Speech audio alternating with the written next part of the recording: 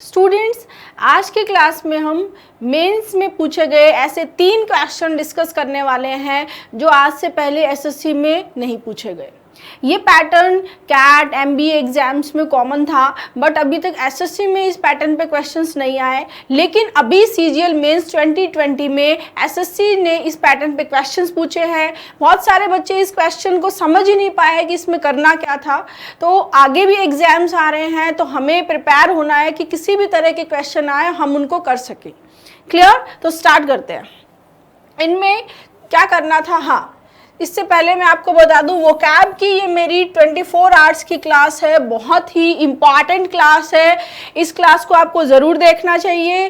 किसी भी एग्ज़ाम में जहाँ भी वोकैब आ रही है वहाँ पर इस क्लास का बहुत बड़ा रोल है, क्योंकि इसमें सभी exams SSC, bank, CDS, NDA सभी एग्जाम्स के प्रीवियस ईयर को सॉल्व करवाया है। तो अभी तक आपने ये क्लास नहीं देखी है तो ज़रूर देख लेना। क्लियर? स्टार्ट करते हैं। Select the segment in which a word has been incorrectly used. Direction क्या है कि किस वर्ड को इनकरेक्टली यूज किया गया है, उस सेगमेंट को पहचानना है। बहुत सारे स्टूडेंट्स कंफ्यूज हो गए यहाँ करना क्या था। ठीक है, तो इसमें क्या करना था स्टूडेंट कि क्वेश्चंस को देखकर कि उसमें कौन सा वर्ड गलत पुट किया गया है उसको आइडेंटिफाई करना। इस तरह के क्वेश्चंस में क्या होता है, जनरली वो क्या करता है कि जो एक वर्ड जो सही है उसी से मिलता जुलता दूसरा वर्ड वहाँ इंसर्ट कर देता है और जल्दीबाजी में हम उस वर्ड को पहचान नहीं पाते। ठीक है, आपका इसमें जो भी आंसर है इस क्वेश्चन में आप मुझे कमेंट करके बताएंगे कि मैम ये मैंने सोचा था, ये मेरा आंसर था। जो आपका इंप्रूवमेंट हो रहा है, जो भी चीजें हैं, ठीक है, ये मेरे 3 सही है, मेरा 1 सही है, मेरा 1 भी सही नहीं है, जो भी बातें आप मुझे कमेंट करके जरूर बताएं। और अभी तक वीडियो को लाइक नहीं किया है तो लाइक जरूर करें, क्योंकि बहुत मेहनत लगती है आपके लिए कंटेंट डिजाइन करने में, और आपके लिए आपके सिलेक्शन के लिए हमारी पूरी टीम बहुत एफर्ट करती है। ठीक है, तो यहाँ देखो question, the children were so exhausted that they sank wearily into the bed. Children बहुत ज्यादा थक गए थे। सो दैट रिजल्टेंट क्लोज के लिए आता है कि क्या है कि चिल्ड्रन बहुत ज्यादा थक गए थे, इसलिए क्या हुआ, वो सो गए।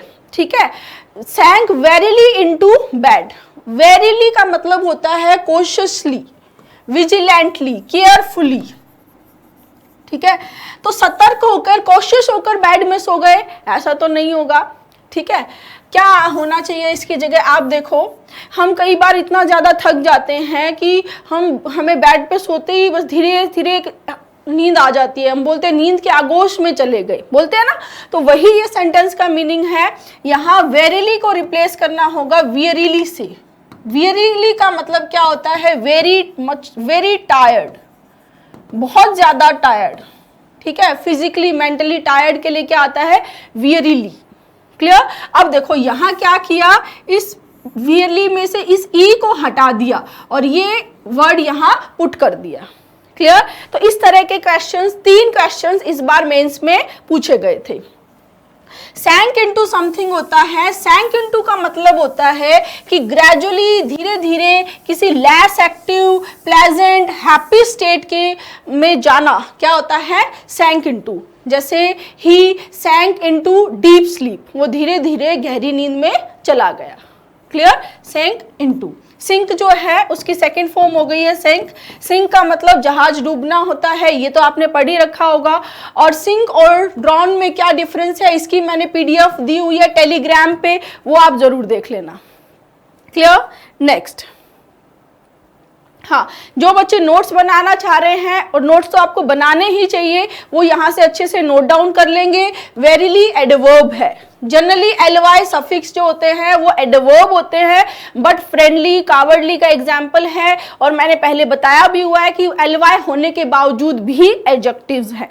क्लियर? पर जनरली एलवाई सफिक्स किसके लिए आता है, एडवर्ब के लिए। तो कॉशियसली, केयरफुली, वॉचफुली, विजिलेंटली क्या होता है, वेरीली। और बहुत ज्यादा टायर्ड हो जाना, एक्सट्रीम टायर्डनेस के लिए क्या आता है, वियरीली। क्लियर। एग्जाम्पल है the sailor watched the sky wearily, तो सेलर ने स्काई को कैसे देखा, कॉशियसली देखा, केयरफुली देखा। He wearily walked up the staircase to his room, वो बहुत थका हुआ था, थका हुआ वो जो है वो सीढ़ियां चढ़ने की बात कर रहा है। क्लियर, समझ में आया। नेक्स्ट, यहाँ जो है स्क्रीन को पॉज करेंगे, जो भी आपका आंसर है कमेंट जरूर करेंगे। Clear. Next question number 22, is the abominable snowman a friction of the mountaineers imagination.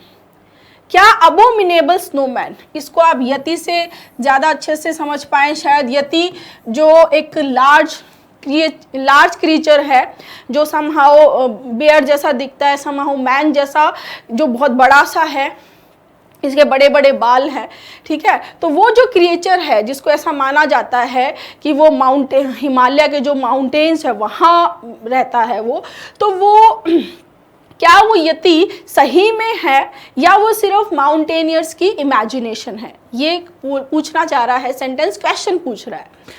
तो is the abominable snowman a friction of the mountaineers imagination. Friction, friction का मतलब होता है क्या, घर्षण, ठीक है। एक सरफेस का दूसरी सरफेस के अगेंस्ट जो रब करना होता है जिसको फ्रिक्टियर, फ्रिक्टियर का मतलब क्या होता है, टू रब, ठीक है। तो रबिंग के लिए आता है फ्रिक्शन, घर्षण जिसको हिंदी में बोलते हैं। तो क्या ये यहाँ इसका मतलब घर्षण है, नहीं है। तो क्या वर्ड आना चाहिए, अब आपको इसी से मिलता जुलता वर्ड आपके माइंड में आना चाहिए जो इस सेंटेंस को सही कर दे।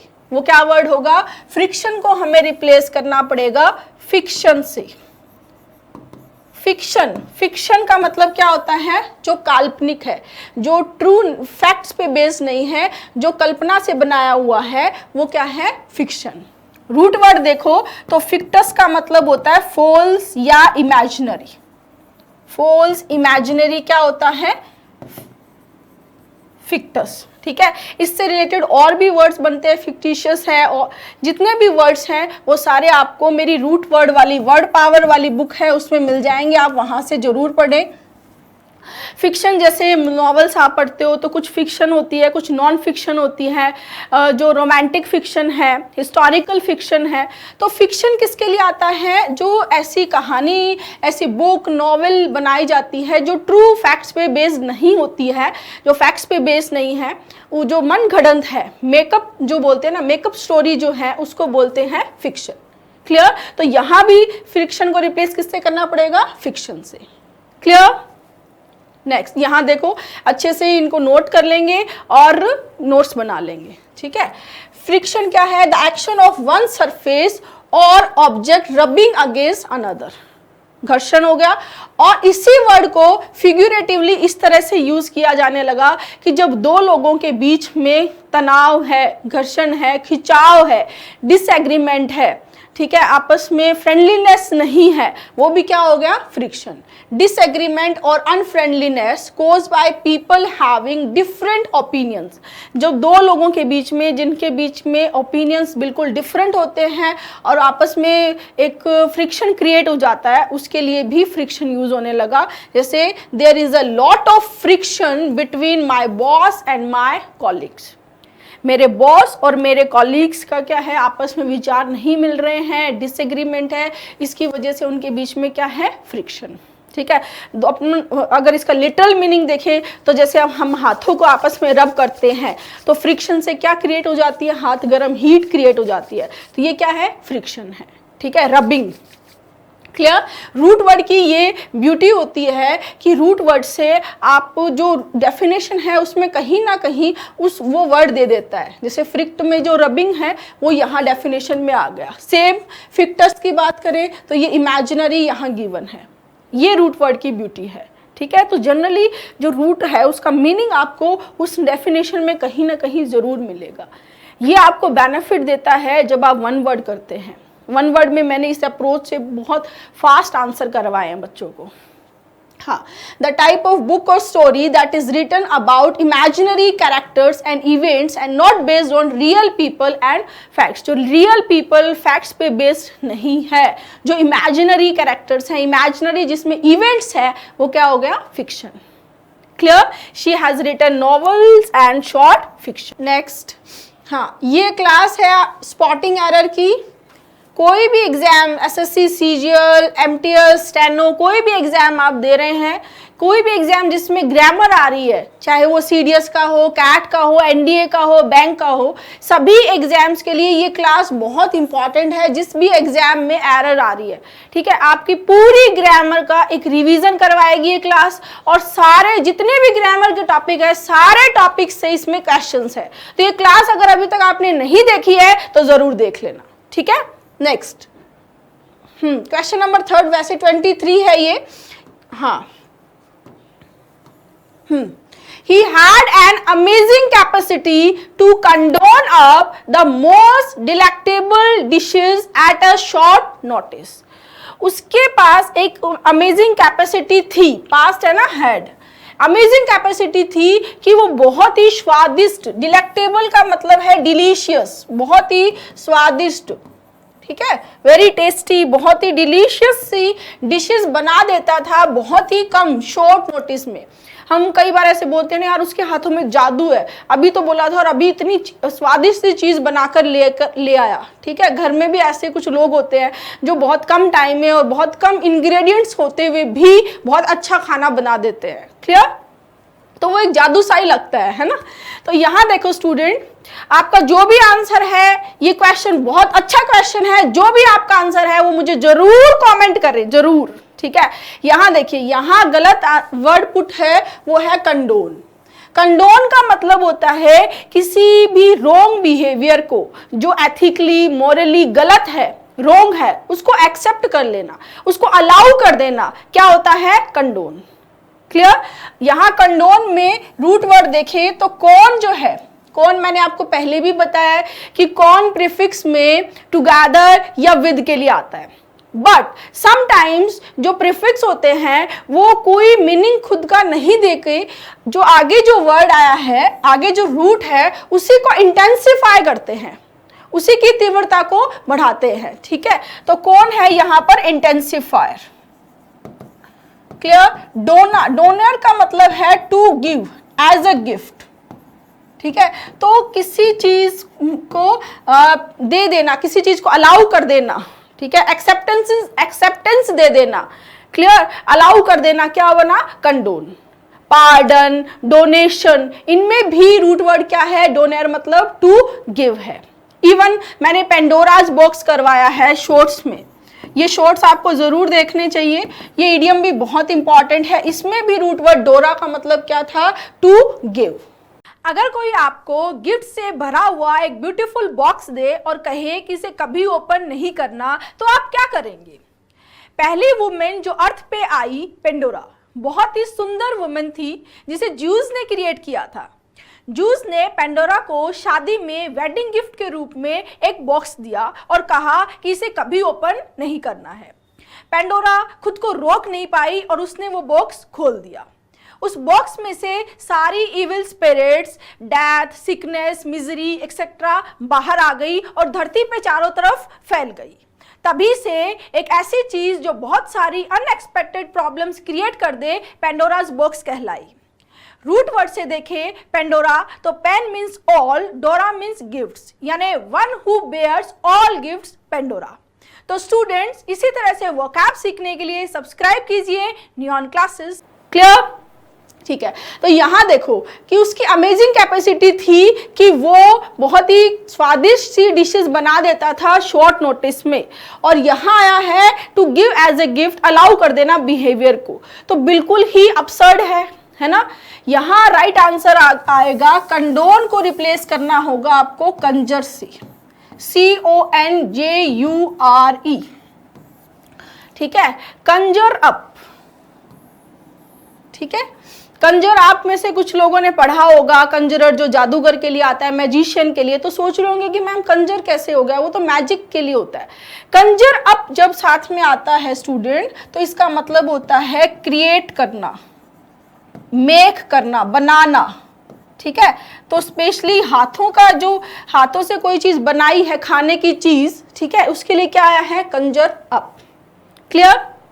ठीक है, अब आगे देखो, कंजर का अगर हम मीनिंग की बात करें तो कंजर का मीनिंग, जो इस वर्ड का ओरिजिन है, ये मिडीवल टाइम से है। मिडीवल टाइम में क्या हुआ, देखो कौन का मतलब क्या है स्टूडेंट, रूट वर्ड में होता है टुगेदर, और जुरेर का मतलब है टू स्वेर। तो पहले क्या हुआ उस टाइम में कि जब कोई लोग साथ में मिलकर कोई कॉन्स्पिरेसी करते, कोई षड्यंत्र रचते, तो वो सब लोग इकट्ठा होकर एक कसम खाते कि हम इस चीज़ को पूरा करेंगे, एनी हाउ हमें इस चीज़ को पूरा करना है, ठीक है। तो वो इकट्ठा होते, कौन माने टुगेदर, जुरैर मतलब टू स्वेर, मतलब वो इकट्ठा होकर कसम खाते थे कि हम इस षड्यंत्र को पूरा करेंगे, और उस षड्यंत्र को पूरा करने के लिए समटाइम्स वो इवल मेथड्स को भी यूज करते थे। क्लियर? तो वहीं से वर्ड क्या बना, कंजर। फिर धीरे धीरे ये वर्ड मॉडिफाई होकर कि जो चीज मैजिक से होती है, मैजिक से जो चीज अपीयर होती है, उसके लिए भी कंजर आने लगा, क्योंकि इस जो भाव था वो इस तरह से हुआ कि कोई जब चीज अपीयर होती तो लगता कि जादू सा ही हो गया, है ना। तो यहाँ देखो मीनिंग इसका अच्छे से क्लियर कर ले। कंजर क्या हुआ, to make something appear by magic. जैसे खाने के लिए भी देखा कि अभी इतने कम टाइम में और इतना अच्छा स्वादिष्ट खाना बना के ले आया, तो क्या लगता है कि जादू ही हो गया है। क्लियर? वैसे ही तो he could conjure coins from behind people's ears. ठीक है, हम देखते हैं कान में से सिक्के निकाल दिए। क्लियर? तो वो क्या है स्टूडेंट, मैजिक। क्लियर? तो to make something appear by magic क्या हो गया, कंजर।